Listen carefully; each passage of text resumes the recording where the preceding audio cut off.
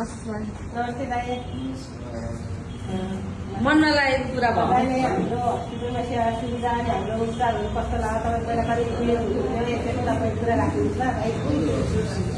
म सुरुदेखि नै मेरो कुरा राख्छु। हजुर मलाई चाहिँ यो पायसले एकदमै सताएको 5-6 वर्ष पुरानो पायस थियो। म वैदेशिक रोजगारमा बाहिर थिएँ, विदेशतिर दुबईमा थिएँ, ड्राइभिङ जब गर्थेँ। एकदमै धेरै सताएको थियो। बस्न समस्या हुने, टोइलेट बस्दा समस्या हुने, ब्लिडिङ हुने, दुख्ने, अलिकति पिरो खाँदा मासु मांस अलिकति चकिलो खाँदाखेरि धेरै नै असर गर्ने भएको कारणले गर्दाखेरि एकदम गाह्रो थियो मलाई। मैले चाहिँ टिकटक हेरेर नै थाहा पाएर काठमाडौँमा आएको सुरुमा चेकअप गरेँ। काठमाडौँमा मेरो घर चाहिँ पूर्व कक्ष सुन्दर हराइछ भएको कारणले गर्दाखेरि यहाँ इटरीमा ब्रान्च भएको कारणले गर्दाखेरि चाहिँ म यहाँ इटरीमा आएर चाहिँ मैले अपरेसन गरेको हो। त्यसको लागि म एकदमै खुसी छु। एकदमै राम्रो भएको छ।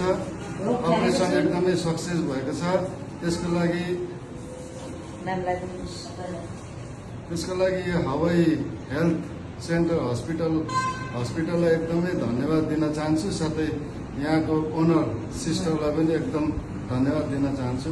हस् त, धन्यवाद।